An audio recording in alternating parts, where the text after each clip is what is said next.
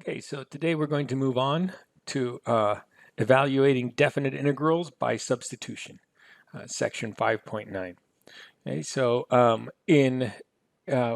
we learned in previous section that the definite integral can be found by finding an antiderivative. In that section, all the antiderivatives that we found were basic antiderivatives, and we just found them from the formula. In this section, we're going to use the fundamental theorem of calculus, but we're going to be looking at more complicated integrals that are going to require a u substitution. So we've already found indefinite integrals with u substitutions, and what we're going to do now is use that technique to evaluate definite integrals.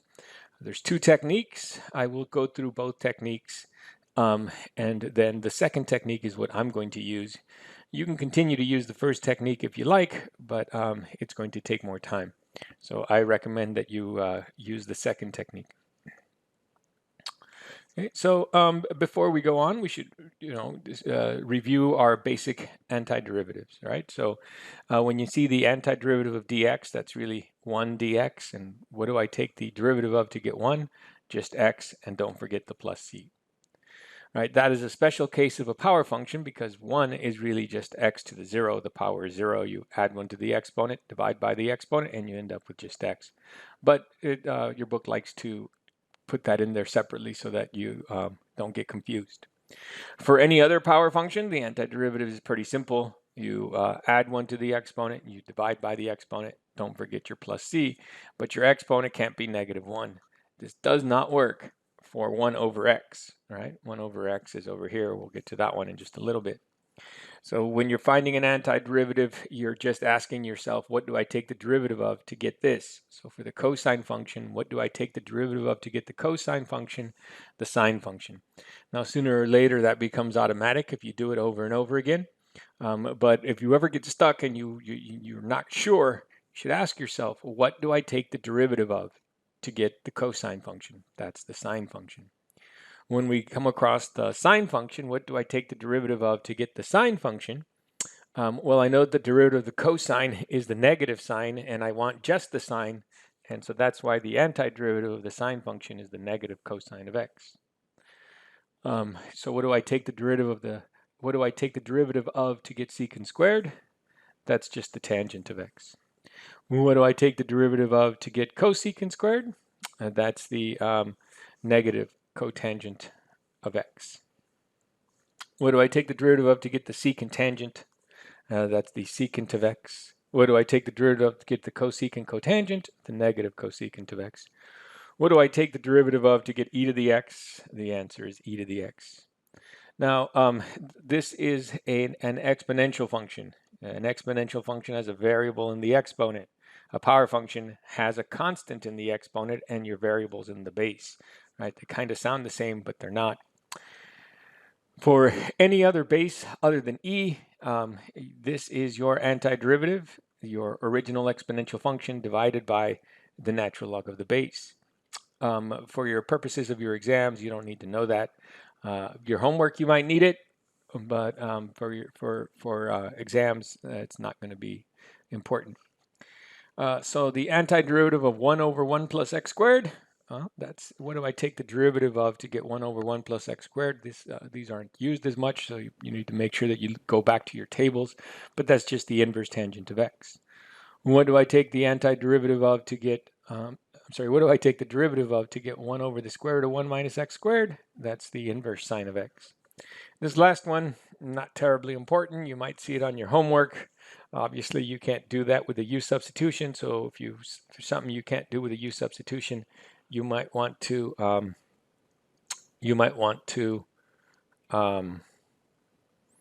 look at your table and see if you can make it match something on your table. Okay, so we're here. We learned the fundamental theorem of calculus, and so the fundamental theorem of calculus is used for evaluating definite integrals. And we have a definite integral from 1 to 2, but we have our function that we're trying to integrate. The integrand, 4x minus 2 cubed, is not a basic function. We could expand this, but that would take a while since we're raising it to the third power. So rather than doing that, we could do a u substitution to get our antiderivative. And so one approach to these problems is to just go and find the indefinite integral, right? Find an antiderivative of 4x minus 2 to the third power. We have already gone over how to do that. You should see that the 4x minus 2 is inside the cube function. So that's a good choice for u. U is the 4x minus 2, because then when I get rid of that, when I make that substitution, I'm sorry, I will end up with u cubed. That's basic power function. So then du is 4 dx. So then du over 4 is dx. So we can replace our dx with du over 4. We can replace our 4x minus 2 with u, and we would then end up with an integral in just u. So then the integral, this then becomes the antiderivative of u to the third. Dx is replaced with du over 4, but the 1 over 4 we can bring out. And now you see that this is a basic antiderivative that is on your table. So then you end up with 1 over 4 evaluated, u to the fourth over 4 plus c. Now you end up, but now you have a function in u. And what we had to begin with was a function in x. And so we need to get back to a function in x. And so to get back to a function in x, you replace the u with 4x minus 2 over 16 plus c. Now, the fundamental theorem of calculus just requires an antiderivative. So we could use any value of c that we want, because as we saw earlier, when we subtract the values at the endpoints, that c is going to cancel out. We could use any c that we want, so there's really no new need to use any c other than 0. Okay, so then we can rewrite this as, we can use the fundamental theorem of calculus. An antiderivative for this is 1/16 times the 4x minus 2. Oh, I'm sorry, I forgot the 4x minus 2 to the fourth power. Forgot that fourth power. 4x minus 2 to the fourth power, evaluated from 1 to 2. When I put in 2, I have 1/16. And when I put in 2, 4 times 2 is 8, minus 2 is 6 to the fourth power. And when I put in 1, 4 times 1 is 4, minus 2 is 2, raised to the fourth power.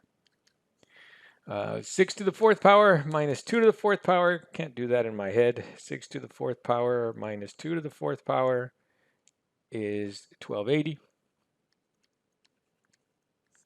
Divided by 16. And so the answer is 80.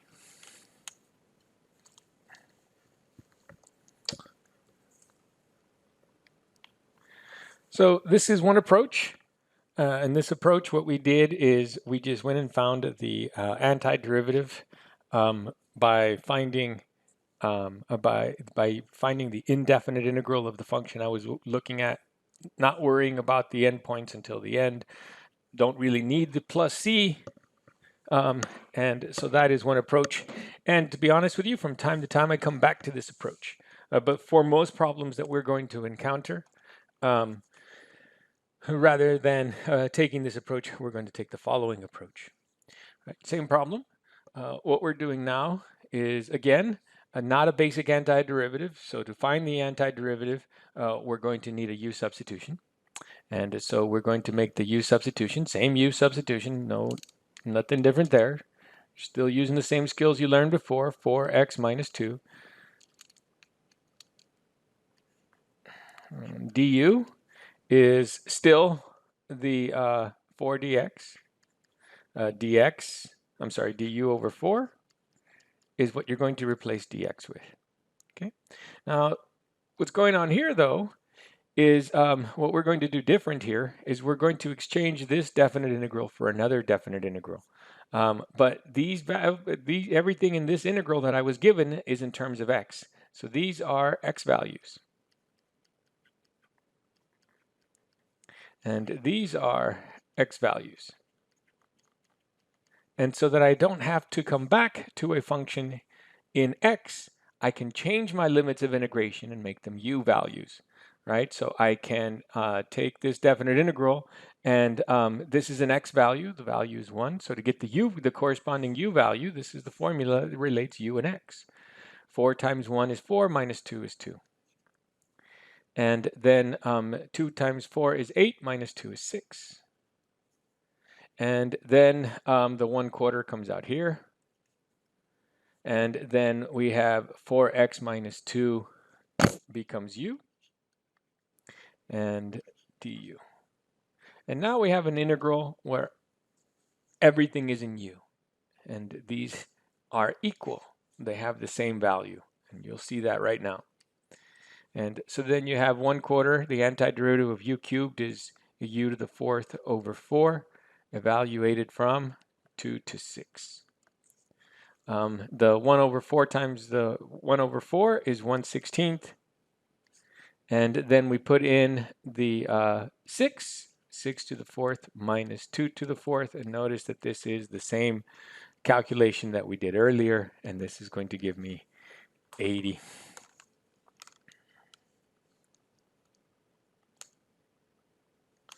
Okay. And so same answer, a little bit less work, a little bit less. This is the way I prefer to do it. This is the way I'm going to do the rest of the problems.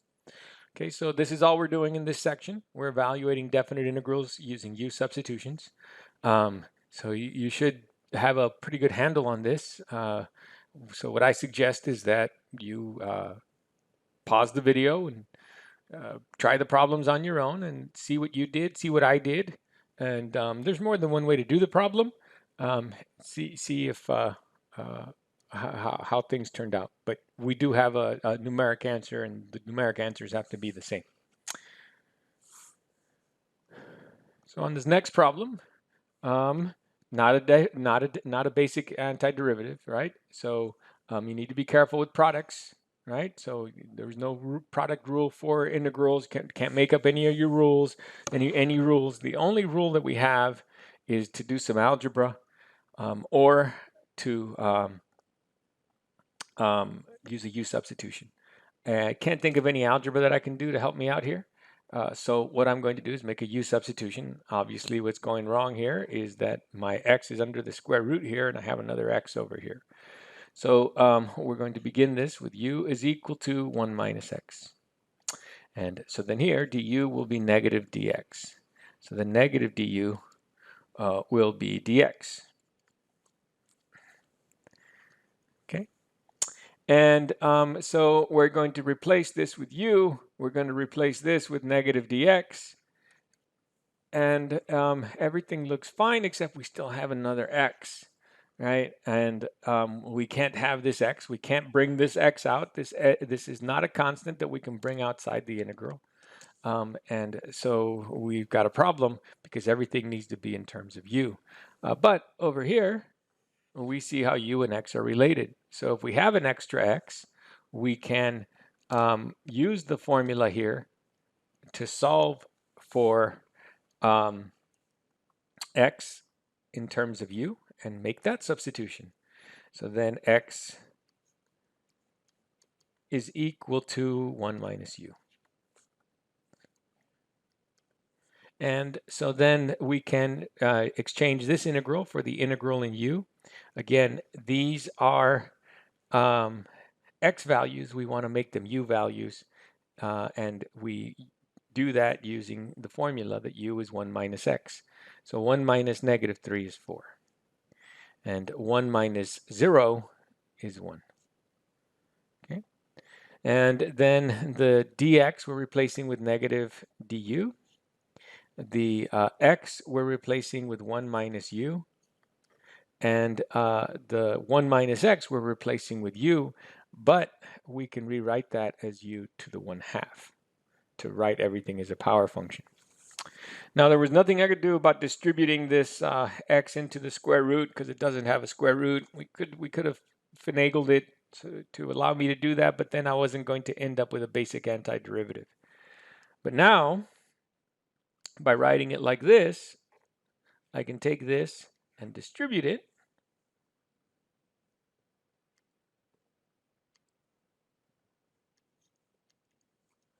And we end up with, now also the other thing, notice, I'm going to do a couple things here. I'm going to do some algebra, and I'm going to use one of my rules. I have the limits of integration are switched, and I have this extra negative here. So one of the rules is we can switch the limits of integration. So instead of going from 4 to 1, we'll go from 1 to 4, but then we have to change the sign. So this minus will come down here as a plus, which we won't write generally. We're also going to distribute and end up with u to the 1/2 minus u to the 3/2. Add the exponents, du. Now we have a difference of two power functions, and we're ready to go. So then this becomes the definite integral from 1 to 4 of u to the, add 1 to the exponent, 3/2 multiplied by the reciprocal, 2/3. Oh, I'm sorry, I'm already integrating. I don't need that.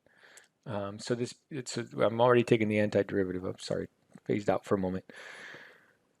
Add 1 to the exponent, 3/2 multiply by the reciprocal, 2/3, minus, add 1 to the exponent, 5/2, multiply by the reciprocal, 2/5. And then we're going to evaluate this from 1 to 4. Okay, and so then what raising to the 3/2 power means is it means the square root and then cubed. So the square root of 4 is 8, cubed, sorry, the square root of 4 is 2, cubed is 8. Same thing, what raising to the 5/2 power means is square root and then raise to the 5th power. So 2/5, and then 4 to the 5/2 is 2 to the 5th power is 32.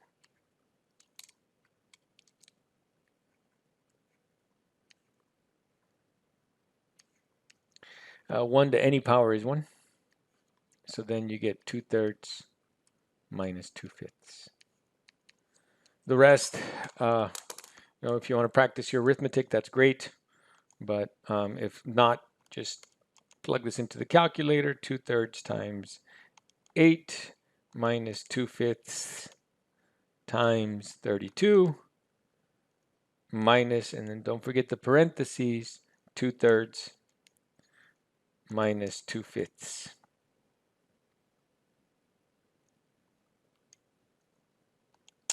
Math 1.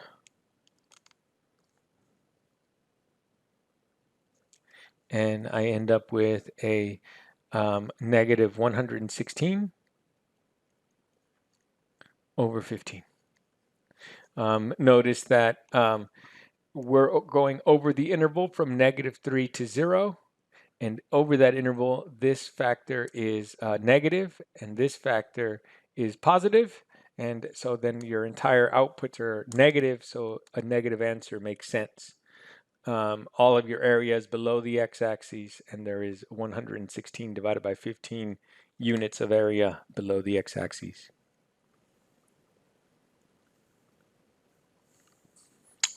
Let's move on.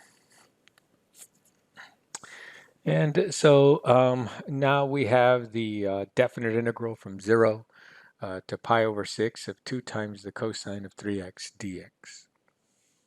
Again, not a basic antiderivative. We can take this 2 and bring it out because it's just a constant, but this is 3x instead of just x, right? That's an inside function whose derivative is there as a factor, and so we need to do a u substitution. So again, u will be 3x, du will be 3 dx, so then dx will be replaced with du over 3. So the dx we're replacing with du over 3. The 1/3 goes to the outside, and the 2 is also going to the outside, and then we end up with just the cosine. The 3x gets replaced with u, du. And now we have a basic antiderivative. For the limits of integration, the lower limit, put that into your formula. 3 times 0 is 0. And then the upper limit of integration, pi over 6, 3 times pi over 6 is pi over 2. And so then basic antiderivative, 2/3, the antiderivative of the cosine is the sine of u, and we're evaluating this from 0 to pi over 2. The 2/3 stays out here. The sine of pi over 2 is 1. The sine of 0 is 0. And so you get 2/3.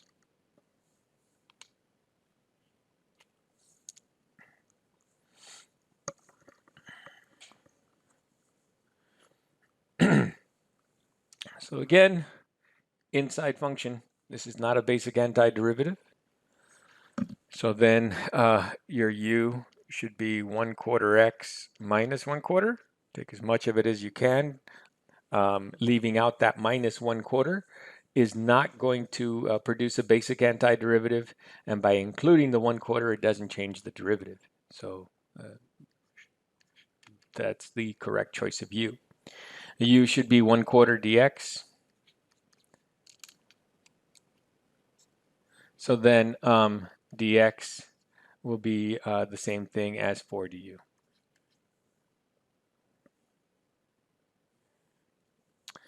And so then for the dx, we will replace that with 4 du. And then we have the secant squared of u. Now we have a basic antiderivative, right? So that we don't have to go back to my function in x. I can change my limits of integration. And so 1 minus pi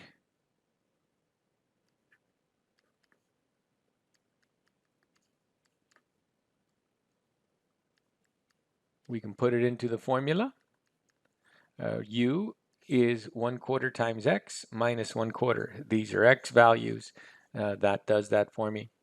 And so then you get u is equal to 1/4 minus pi over 4. And then minus 1/4. The 1/4s go away. And you get from negative pi over 4 on the bottom. For the top, my u value is given to me by this formula, and it is 1/4 times my x value, 1 plus pi, minus 1/4. When we distribute, we get 1/4 plus pi over 4, minus 1/4. The 1/4s go away, and you just get pi over 4. The derivative of the secant squared, the antiderivative of the secant squared is the tangent. Don't forget the 4, and we're evaluating this from negative pi over 4 to pi over 4. 45 degrees, the tangent value is square root, it's 1. The tangent of 45 degrees is 1. In the fourth quadrant, your tangent is negative, and the reference angle's of 45 degrees, so you get negative 1. And so then you get 8. Okay, let's move on.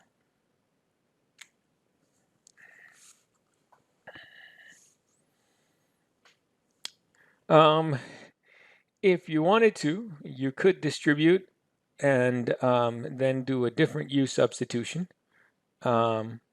Or you could do a u substitution, right? You could see that if I let this be u, the derivative is there as a factor, this e to the x.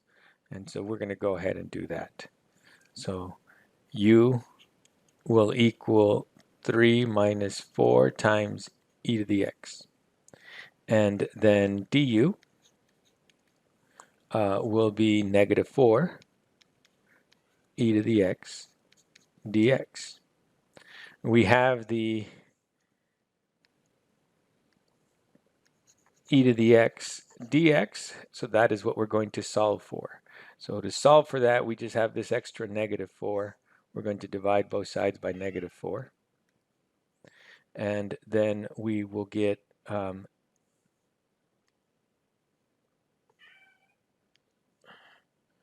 negative du over 4 is the same thing as e to the x dx. Okay. So then this becomes the indefinite integral for e to the x dx. We replace that with negative du over 4, right? And for the 3 minus 4 e to the x, we replace that with u.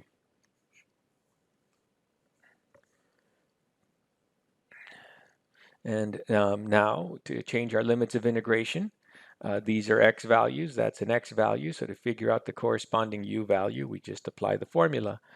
3 minus 4 times e to the 0. But e to the 0 is 1. And 3 minus 4 is negative 1. Okay. And so for the next one, my u is equal to 3 minus 4 times e to the natural log of 5. These undo each other, and this then becomes 3 minus 4 times 5. 4 times 5 is 20. 3 minus 20 is negative 17. Negative 17. And then I'm not going to switch the limits of integration in this case. I'm just going to leave that alone. And we have negative 1/4 times the antiderivative of u squared, of u is u squared over 2. So I'm just going to pull out that 1/2. And we're going to evaluate this from negative 1 to 17. And so then we get negative 1/8 times 17 squared minus negative 1 squared.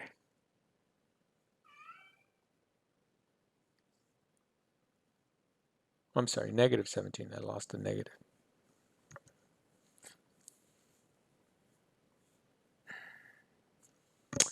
And so then we get negative 1/8 times 17 squared, I believe, is 289 minus 1.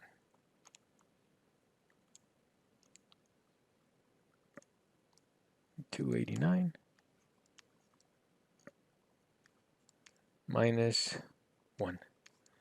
So 288 negative 288 over 8.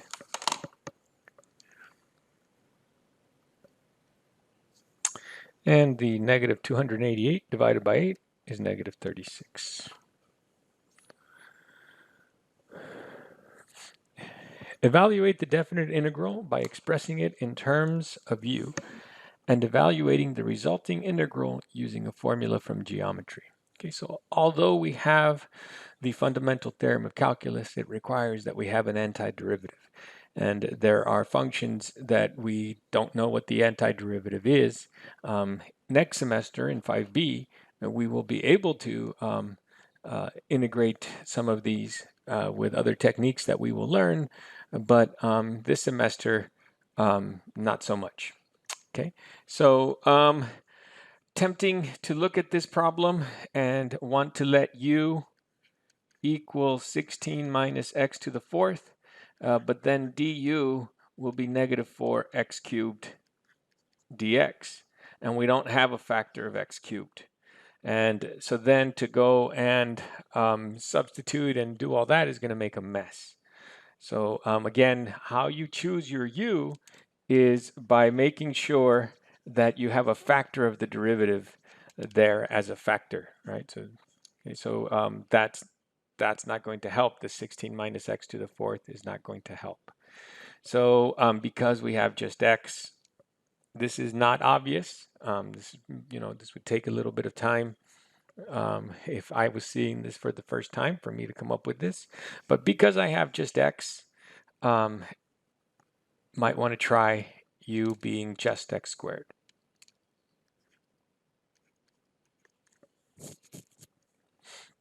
And so then du is 2x dx. And there I have the x dx, right? So I have that. So I can solve for that. Du over 2 is x dx, right? So then du over 2 is x dx. So now we make our substitutions. But u is not x to the fourth.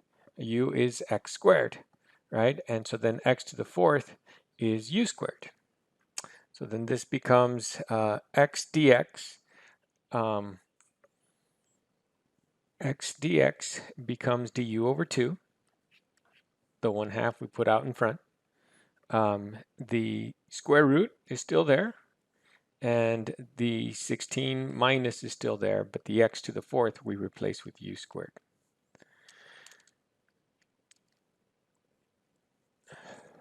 And now we change our limits of integration.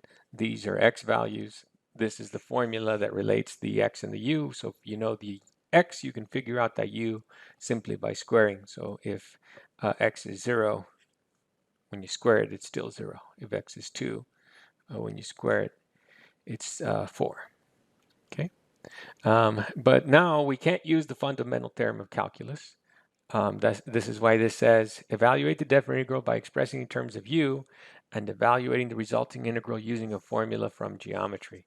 I don't have an antiderivative for the square root of 16 minus u squared in this class.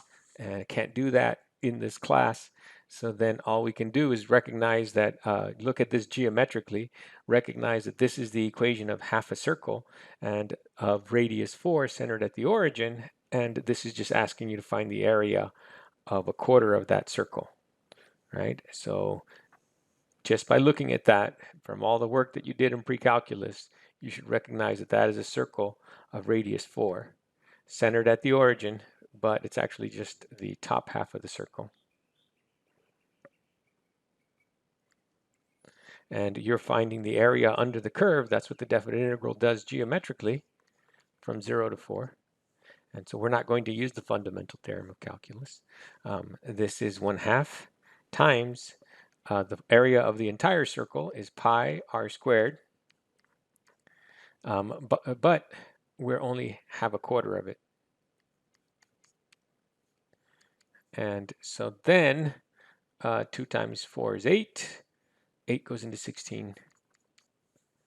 And you get 2 pi exactly.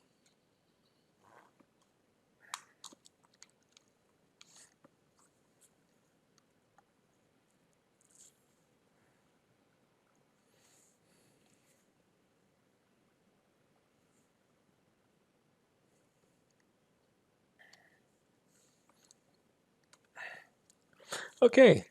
And so now we have this thing. Not obvious that you see an inside function. If you were in my pre-calculus class, and you should look at this denominator, and it should jump out at you that this is a perfect square, right? And that is what it is. It's a perfect square. And it is x minus 3 squared. And now you have an inside function. So you can see that u is x minus 3. Du is dx. And so then we can change this to a definite integral from, well, we'll take care of that in just a little bit. So everywhere I see everywhere I see an x minus 3, I can put a u. And instead of 1 over u squared, we'll write that as power function, u to the negative 2. Dx is the same thing as du. And now my limits of integration. These are x values. We make them u values by using this formula. U is x minus 3. So we just subtract 3. 1 minus 3 is negative 2. And 2 minus 3 is negative 1. Antiderivative, pretty basic. Add 1 to the exponent. Divide by the exponent, which in this case is the same thing as multiplying by negative 1. And evaluating this from negative 2 to negative 1. And so then we have this negative out in front of the difference. And then when we plug in 1, we get negative 1. The reciprocal of negative 1 is negative 1. Minus, when we plug in negative 2, we get negative 1/2. And these add together, and negative 1 plus 1/2 is 1/2, negative 1/2, with the negative in front makes it positive 1/2. So the answer is exactly 1/2. Now again, this expression is always positive because it's x minus 3 squared. So the area should be positive, but you're only going from 1 to 2. And so the area being 1/2 should seem reasonable.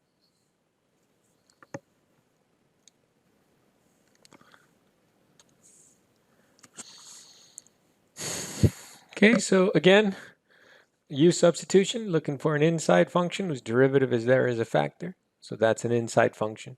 The derivative of x squared is 2x. We have the x. We don't have the 2. If we're off by a constant factor, not a big deal. Okay, so u is equal to negative x squared. Du is negative 2x dx. We solve for what's there. We have the x dx. X dx is right there. We just need to get rid of that negative 2. So we get rid of that negative 2 by dividing by negative 2. And so now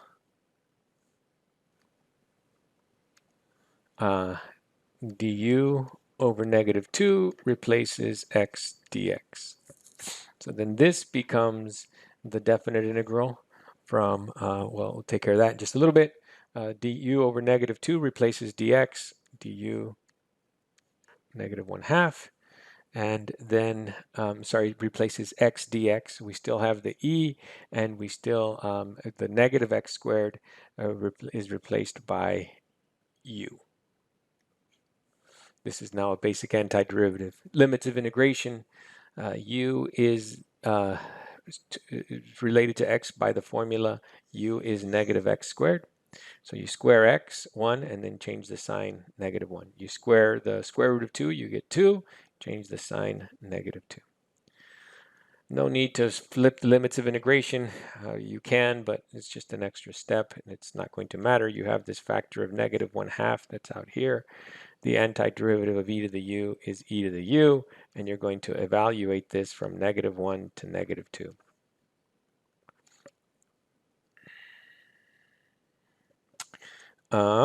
When you put in the negative 2, you get 1 over e squared. When you put in the negative 1, you get 1 over e. 1 over e. And when you distribute, you get 1 over 2e, just switching the order, minus 1 over 2e squared. And there you go.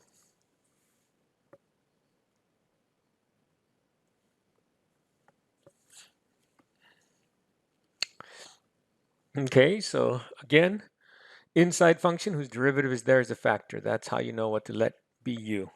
The square root of x is inside the sine function. The derivative of the square root of x is 1 over 2 square roots of x.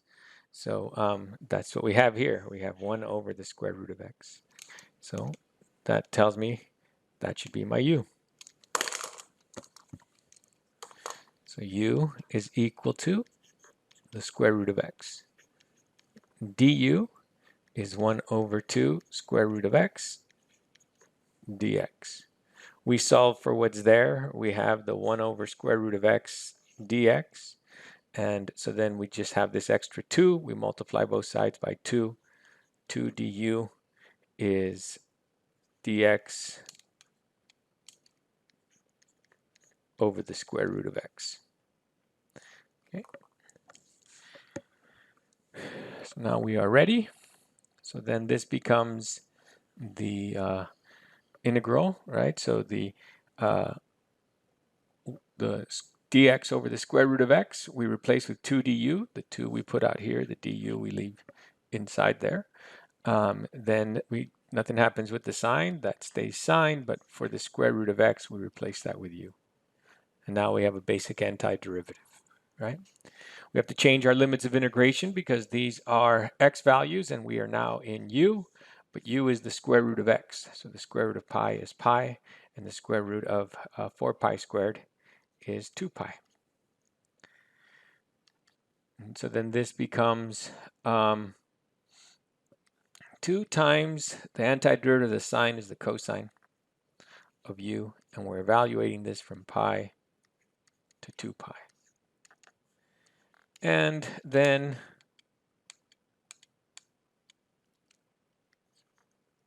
the cosine of 2 pi is 1, and the cosine of pi is negative 1. So 1 minus negative 1 is 2, times 2 is 4.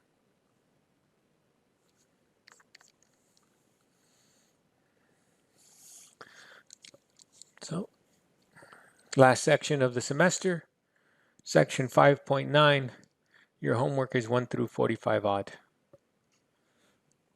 Test next week.